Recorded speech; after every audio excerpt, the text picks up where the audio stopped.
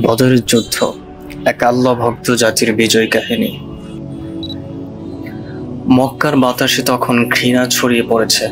কুরাইশরা রাসূল সাল্লাল্লাহু আলাইহি ওয়াসাল্লাম এবং তার সাহাবীদের উপর চরম নির্যাতন চালাচ্ছে।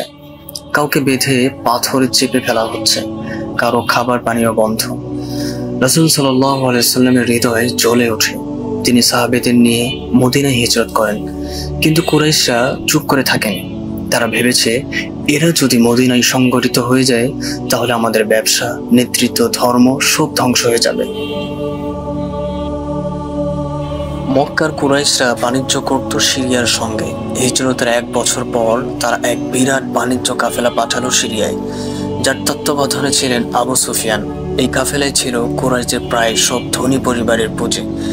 মুসলমানরা বুঝলেন, এই কাফেলা যদি আটকানো যায় তবে কুরাইশদের অর্থনীতি ধাক্কা খাবে এবং মুসলমানদের শক্তি বাড়বে। রাসূল সাল্লাল্লাহু আলাইহি ওয়াসাল্লাম সাহাবীদের নিয়ে কাফেলা আটকাতে বের হলেন। তবে কাফেলাকে আক্রমণ করাই মূল উদ্দেশ্য ছিল, যুদ্ধ নয়। আবু সুফিয়ান মুসলমানদের অভিযান টের পেয়ে দ্রুত এক লোক পাঠালেন মক্কায়। সে বলল, হে কুরাইশ, তোমাদের সব সম্পদ মুসলমানদের হাতে চলে যাচ্ছে, আমাদের রক্ষা করো। মক্কা উত্তাল হয়ে উঠল।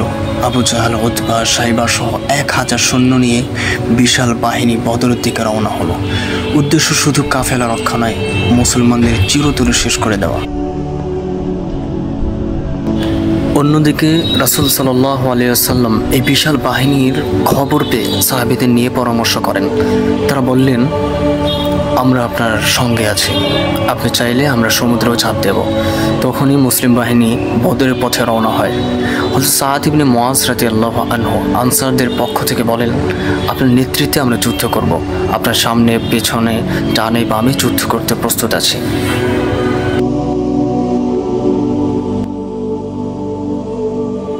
তিন দিকে পাহাড়ে ঘেরা, একদিকে কূপ, এমন এক জায়গা বদর। মুসলমানরা এখানে প্রথম পৌঁছে কূপ দখল করে নেয়।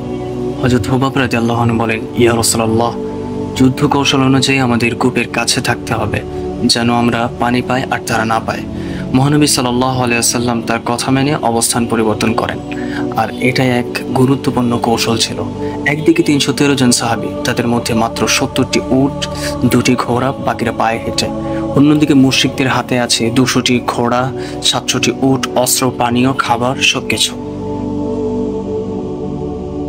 যুদ্ধের আগের রাতে রাসূল সাল্লাল্লাহু আলাইহি ওয়াসাল্লাম তার তাঁবুতে রাতভর সিজদায় পড়ে দোয়া করলেন, হে আল্লাহ, তুমি যদি এই দলকে ধ্বংস করে দাও তাহলে দুনিয়ায় আর কেউ তোমার নাম নেবে না। সুবে সাদিক।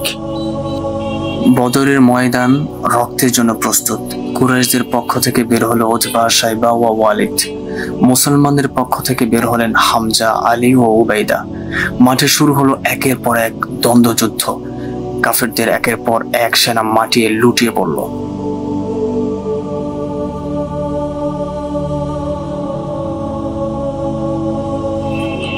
এ সময় আল্লাহ ঘোষণা করেন, আমি তোমাদের সাহায্যের জন্য 1000 ফেরেশতা পাঠালাম।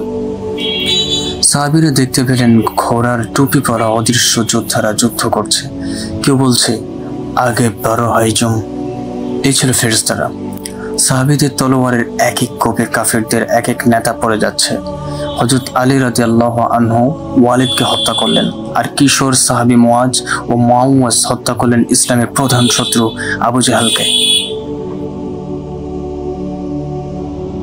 মাত্র একদিনের যুদ্ধ, কিন্তু ফলাফল এক ঐতিহাসিক মোড়। কুরাইশদের নিহত 70 জন, বন্দী 70 জন, মুসলমানদের শহীদ মাত্র 14 জন।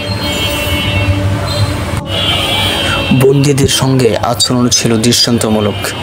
যারা মুক্তিপণ দিতে পারত তারা তো তা দিয়ে মুক্তি পেয়েছিল। কেউ লেখাপড়া জানত, তাকে বলা হয়েছিল মদিনায় 10 জন মুসলিম শিশুকে শিক্ষা দিলে মুক্তি পাবে।